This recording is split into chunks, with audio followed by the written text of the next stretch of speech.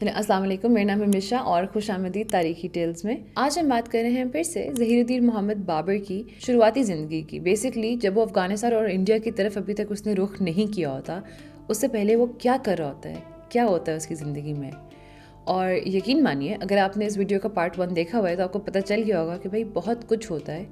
بیچارہ اپنے خاندان کے ہاتھوں، پتہ نہیں کس کس کے ہاتھوں کتنے دھوکے کھاتا ہے۔ مطلب اپنے بابر نامے میں لکھتا ہے بلکہ کہ نہ ہمارے پاس شہر رہا نہ صوبہ، اور اب ہمیں نہیں پتا تھا کہ ہم یہاں رکیں یا یہاں سے چلے جائیں۔ اور ایک دفعہ پھر سے بابر کے اوپر وہی برے حالات آ جاتے ہیں کہ اس کے پاس کچھ بھی نہیں رہا ہوتا، کوئی ریاست نہیں رہی ہوتی۔ اور بابر کے حالات اتنی زیادہ بغاوتوں کے بعد واقعی کافی برے ہوتے ہیں۔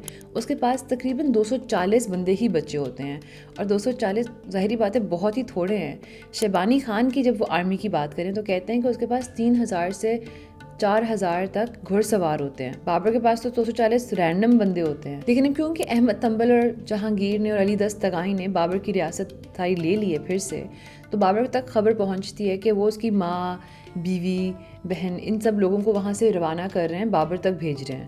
بابر کے پاس تو خود کوئی جگہ نہیں ہوتی اب، تو وہ بہت پریشان ہوتے ہیں کہ میں کیا کروں۔ تو پھر وہ یہ کافی سوچنے کے بعد وہ یہ حساب لگاتا ہے کہ ٹھیک ہے، شیبانی خان آیا، اس نے ایک دم سمرقند لیا اور وہ چلا گیا وہاں سے، کہ جب سردی پڑ رہی تھی تو وہ سردی کے دوران چلا گیا وہاں سے۔ 500 سے 600 بندے اس نے پیچھے شہر میں چھوڑے اپنے، لیکن بابر نے حساب یہ لگایا کہ اتنی جلدی وہ پورا کا پورا شہر کمپلیٹلی سیکیور نہیں کر سکے ہوں گے، پوری طرح قبضہ نہیں ہو سکا ہوگا۔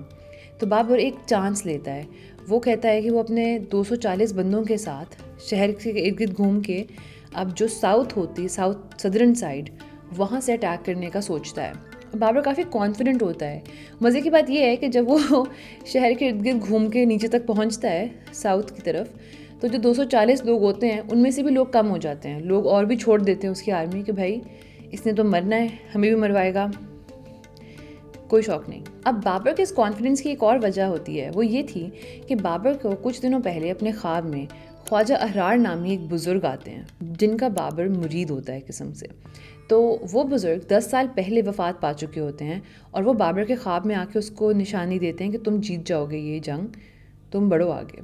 تو بابر جو ہوتا ہے وہ تو ہوتا ہے کہ ہاں میں تو جیتوں گا ہی جیتوں گا، اور واقعی میں بہت کم لوگوں کے ساتھ، 100-200 لوگوں کے ساتھ بابر سمرقند پہ قبضہ کر لیتا ہے اور سمرقند لے لیتا ہے شیبانی خان کے لوگوں سے۔ اور بابر تو خوشی سے پاگل ہو جاتا ہے نا، اس کو تو لگتا ہے کہ او مائی گاڈ کیا مارکا مار دیا میں نے۔ اور اس کو یہ نظر آ رہا ہوتا ہے کہ کیونکہ ازبیکی لوگوں کے ہاتھوں سے اس نے سمرقند لیا ہوتا ہے، تو اس کو لگتا ہے کہ میں نے اپنے جو خاندان ہے، جو تیمورد خاندان ہے، اس کی عزت بچا لی ایک قسم سے، ورنہ ہم لوگوں کے ہاتھوں سے سمرقند نکل گیا تھا، ہم میں سے تو کسی کے ہاتھ میں نہیں تھا۔ اور ابھی بابر صرف 19 سالوں کا ہوتا ہے، تو بابر کے دماغ میں تو وہ اس کو ہوتا ہے کہ میں تو سب سے اخیر تیمورد شہزادہ نکل آیا ہوں، میں نے 19 سالوں کی عمر میں اکیلے سمرقند لے لیا اتنے تھوڑے لوگوں کے ساتھ۔ اور ہوتا یہ ہے کہ اب بابر کی یادیں ماں اور اس کی بہن اور اس کی بیوی، نانی، دادی وغیرہ سب چلے ہوئے ہوتے ہیں فرغانہ کے ایریا سے، اور وہ بابر تک آ رہے ہوتے ہیں، وہ بھی پہنچ جاتے ہیں۔ وہاں پہنچتے ہی بابر کی ایک بیٹی پیدا ہوتی ہے، اور بابر کا خیال یہ تھا کہ ہوگا ایسے کہ میں نے سمرقند حاصل کر لیا ہے، ہاں میرے پاس خاصے بندے نہیں ہیں اس وقت، لیکن میں اپنے چاچو، ماموں، مختلف رشتہ داروں کو لکھوں گا جن سب کی چھوٹی چھوٹی ریاستیں ہیں، ان سے کہوں گا کہ بھائی میری مدد کرو، دیکھو میں نے ازبیکیوں سے سمرقند واپس لیا ہے ہمارے خاندان کے لیے، تو کچھ بندے بھیجو، مجھے اس کو ری انفورس کرنا ہے، مجھے اس کو اور مضبوط کرنا ہے، کیونکہ شیبانی خان واپس تو آئے گا جس سے بابر نے سمرقند لیا تھا۔ اور شیبانی خان ایک ایسا حکمران تھا جس سے سب ڈرتے تھے، بابر کا کوئی چاچا، تایا، ماما، کوئی اس سے پنگا نہیں لینا چاہتا تھا۔ تو ہوتا یہ ہے کہ بابر کی خوشی بہت تھوڑی دیر کے لیے رہتی ہے، کوئی بھی اس کا رشتہ دار بابر کی مدد نہیں کرتا، کوئی اس کو ہاتھ نہیں پکڑاتا۔ ارد گرد کے چھوٹے چھوٹے جو قصبے ہوتے ہیں ان میں سے کافی لوگ آ کے بابر کو کہتے ہیں کہ ہم آپ کے ساتھ وفادار ہیں، ہم اور ہم آپ کے ساتھ دیں گے، کیونکہ وہ کافی امپریس ہو گئے ہوتے ہیں بابر کی اس جیت سے۔ اور پہلی چیز تو یہ ہوتی ہے، ظاہری بات ہے کہ کسی نے بابر کا ہاتھ نہیں پکڑا۔ پھر اس کے بعد ایک ہی مہینے کے اندر اندر بابر کی جو نیو بورن بیٹی ہوتی ہے اس کی بھی موت واقع ہو جاتی ہے۔ اور ساتھ ہی 1501 میں جب اسپرنگ آتا ہے، جب گرمیاں آنا شروع ہوتی ہیں، تو شیبانی خان جس سے اس نے لیا ہوتا ہے سمرقند، وہ واپس پہنچتا ہے. وہ آتا ہے اپنی پوری فوج کے ساتھ، جو کہ کوئی 3000 سے 4000 گھڑ سوار ہوتے ہیں. اور بابر کے پاس اس وقت تقریباً صرف 1000 لوگ ہوتے ہیں، جن میں سے کوئی 100-200 ہی ہوتے ہیں جو بابر کے اپنے پہلے کے فوجی تھے. باقی وہ ہیں جو ارد گرد کی جگہوں سے، جو ارد گرد کے منگولوں نے اس کو جوائن کیا یہاں پہ. تو جب شیبانی خان پہنچتا ہے سمرقند کے باہر، بابر اس کو جا کے سمرقند کے باہر ملتا ہے اپنے 1000 لوگوں کے ساتھ. شیبانی خان آسانی سے ان کو ہرا دیتا ہے، لیکن بابر لوگ واپس سمرقند میں چلے جاتے ہیں. اور اب شیبانی خان محاصرہ کر لیتا ہے سمرقند کا اور کافی دیر کرے رکھتا ہے. اب ظاہری بات ہے ان کے پاس اندر اتنا کھانا پینا اتنا کچھ نہیں ہوتا. تو کچھ عرصے بعد، کچھ مہینوں بعد، اب بابر کو اور شیبانی خان کو آپس میں کسی نتیجے پہ پہنچنا ہی تھا. تو ہوتا یہ ہے کہ شیبانی خان ان کو اجازت دیتا ہے کہ بابر تم اپنی ماں، نانی، دادی، اپنی بیوی، ان لوگوں کو لے کے یہاں سے نکل جاؤ راتوں رات، ٹھیک ہے، لیکن اپنی بہن خانزادہ بیگم کو تم یہاں چھوڑ کے جاؤ گے. اور شیبانی خان اسے شادی کر لیتا ہے بعد میں. تو یہ قربانی دیتی ہے بابر کی بہن بابر کے لیے، اور بابر اور اس کے باقی گھر والے جو ہیں وہ راتوں رات وہاں سے بھاگ نکلتے ہیں. اب وہی بات ہے، بابر پھر سے بہت کوشش کرتے ہیں، بس کچھ بھی نہیں بچا ہوتا. نہ کوئی آرمی ہوتی ہے، نہ کوئی لوگ ہوتے ہیں، صرف اس کی اپنی امیڈیٹ خاندان ہوتا ہے. اور بابر بہت کوشش کرتا ہے کہ کوئی نہ کوئی اس کا ہاتھ پکڑ لے، لیکن اس موقع پہ کے کوئی بھی اس کا رشتہ دار اس کی مدد کرنے کے لیے تیار نہیں ہوتا. اور بابر اس حد تک دل برداشتہ ہو جاتا ہے. وہ ایک قریبی گاؤں ہوتا ہے دکھت کے نام سے، وہاں جا کے لوگ رہائش لیتے ہیں اگلے کچھ عرصے کے لیے. اگر آپ کو یاد ہو کسی ویڈیو سے، تو بابر فرغانہ واپس نہیں جا سکتا، کیونکہ احمد تنبل، بابر کا ایک کزن اور اس کا جو سوتیلا بھائی ہوتا ہے جہانگیر، اب فرغانہ ان کے انڈر آتا ہے. وہ بھی دھوکے سے انہوں نے لیا ہوتا ہے. اور سمرقند پہ اب واپس سے شیبانی خان کی حکمرانی آ چکی ہوتی ہے. تو بابر کے پاس نہ کوئی ریاست بچتی ہے، نہ کوئی فوج.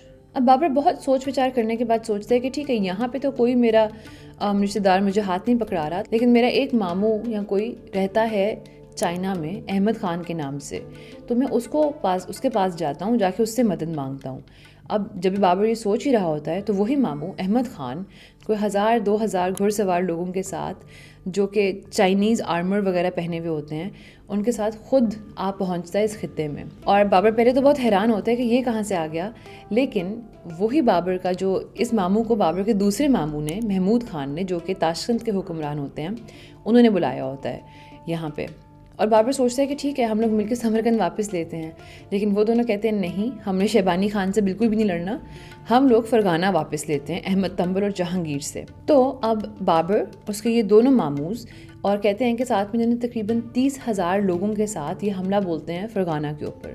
اب تاریخ دان کافی یہ کہتے ہیں کہ 30,000 لوگ نہیں ہوتے، 30,000 سے کم ہوتے ہیں لوگ. تو اس کے ساتھ یہ حملہ بولتے ہیں، لیکن اس کے باوجود ان سے اندیجن نہیں لیا جاتا، نہ ہی فرغانہ لیا جاتا ہے. اور یہ سب ایک قسم میں تتر بتر ہو جاتے ہیں، یہاں وہاں ہو جاتے ہیں. کچھ عرصے بعد بابر واپس سے ملتے ہیں اپنے ماموں سے، اور 1503 میں جا کے جب بہار کا وقت قریب آ رہا ہوتا ہے، تو تب بابر اور اس کے دونوں ماموز، ان کو آخر شیبانی خان سے لڑنا ہی پڑتا ہے. اور شیبانی خان سے جنگ ایک وجہ تھی، جو اس کے جو ماموز تھے وہ نہیں لڑنا چاہ رہے تھے، یہ لوگ وہ جنگ نہیں جیت پاتے. بابر کے دونوں ماموں شیبانی خان کے قیدی بن جاتے ہیں، لیکن بابر بچ نکلتا ہے. احمد خان جو ہے، جو چائنا سے آیا ہوا ماموں ہوتا ہے، اس کو اگلے سال میں کسی نہ کسی طرح مار دیا جاتا ہے، کسی کو نہیں پتا کیسے.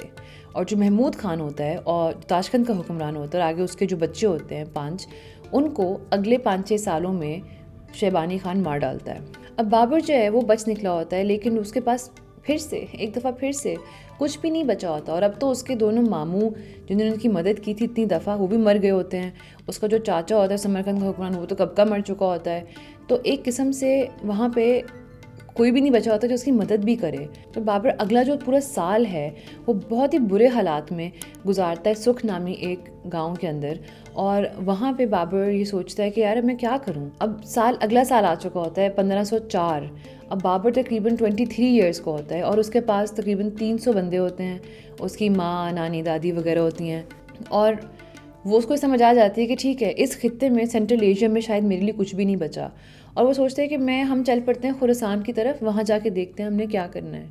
لیکن اس سے پہلے کہ وہ اپنے اس پلان کے اوپر چلتا، قسمت اپنا آپ دکھاتی ہے.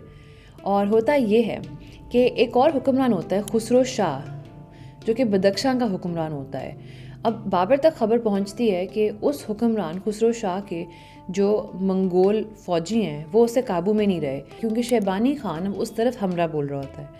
تو بابر اب تک ابھی یہ خبریں پہنچ ہی رہی ہوتی ہیں کہ ساتھ ہی ساتھ تو اس کو ایک میسج ملتا ہے خسرو شاہ کے ہی بھائی سے، جو بابر کو کہتا ہے کہ آؤ ہم آپس میں ایک معاہدہ کر لیتے ہیں، ہم آ کے تمہیں جوائن کر لیتے ہیں۔ تو بابر ایک طرف سے تھوڑا سا وہ سوچتا ہے کہ کیا، لیکن خسرو شاہ اور اس کا بھائی واقعی یہ کرتے ہیں۔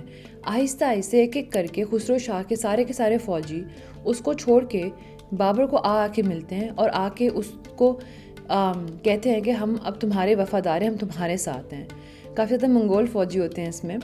اب جب سارے کے سارے فوجی آ کے مل جاتے ہیں اس کے بعد تقریباً 3000 سے 4000 منگول جو سردار ہوتے ہیں وہ آ کے بابر کو آ کے کہتے ہیں کہ ہم تمہارے ساتھ ہیں۔ اور پھر خسرو شاہ خود بابر کے پاس آتا ہے اور کہتا ہے کہ میں تمہارے پیچھے ہوں اب۔ تو ایک دم بابر کو قسمت سے ہی بس کچھ بھی نہیں سے واپس سے بہت کچھ مل جاتا ہے، اتنے زیادہ لوگ، اتنی آرمی اور اتنے زیادہ سپورٹ۔ اور کیوں ہوتا ہے یہ سب آخر، ہے نا؟ کیوں آئیں گے یہ لوگ ایک دم اس بابر کے پیچھے جس کے پاس کچھ بھی نہیں بچا ہوا؟ تو یہاں آپ کو نظر آتی ہے طاقت بابر کے خون کی بیسکلی، کہ کیونکہ بابر بے شک کچھ بھی نہیں ہوتا، اس کا جو سارا کا سارا پولیٹیکل کریئر ہوتا ہے وہ تباہی ہی ہوتا ہے، مطلب کچھ بھی نہیں بیچارہ کر پایا ہوتا ابھی تک، شکستیں اور دھوکے ہی کھا رہا ہوتا ہے۔ لیکن اب آپ دیکھیں تو مختلف منگول اور تیمورد شہزادے اور جو سارے لوگ ہیں وہ مر چکے ہیں اس خطے میں۔ بابر لیکن جو بھی ہو آج آ کے ایک تیمورد مرزا ہے، ایک تیمورد شہزادہ ہے، تو اس کے پاس ایک قسم سے حق ہے اس خطے میں حکمرانی کرنے کا۔ تو اس لیے لوگ اس کی طرف اٹریکٹ ہوتے ہیں اور آ کے اس کے ساتھ خود ملتے ہیں کہ ٹھیک ہے ہم تمہارے پیچھے ہیں، تم کرو، تم لڑو۔ بابر اس سب سے بہت خوش ہوتا ہے، وہ اپنے بابر نامے میں اس چیز کو اللہ کی شان کا ایک وہ جلوہ کہتا ہے، اور وہ لکھتا ہے کہ ہم جیسے 200 یا 240 بدحال غریب لوگوں کی موجودگی میں بغیر کسی جنگ یا جھڑپ کے خسرو شاہ اتنا حقیر، کمزور، بے بس اور تھکا ہوا ہو گیا کہ اس کے اپنے ملازمین، اپنی جائیداد یا اپنی زندگی پر کوئی کنٹرول نہیں رہا۔ تو بابر بیسکلی کچھ نہ ہونے سے ایک دم اب بہت طاقتور بن جاتا ہے۔ اور اس نوٹ پہ ہم اس ویڈیو کو ختم کرتے ہیں۔ یہاں سے آگے بابر جو ہے وہ اپنی نظریں اب سینٹرل ایشیا سے تھوڑی سی ہٹا کے مختلف خطوں پہ ڈالتا ہے، جن میں سے ایک خطہ ہوتا ہے افغانستان اور پھر آگے جا کے انڈیا۔ اگر آپ کو یہ ویڈیو پسند آئی تو مجھے ضرور بتائیے گا بابر کے اگلی ایکسپیڈیشنز اور وہ کس طرح افغانستان اور انڈیا کی طرف بڑھتا ہے، اس کے اوپر ویڈیوز آئیں گی آنے والے کچھ ہفتوں میں۔ چلیں آپ سے ملاقات ہوگی اگلی دفعہ، مجھے کامنٹس میں ضرور بتائیے گا آپ کو یہ ویڈیو کیسی لگی۔ خدا حافظ۔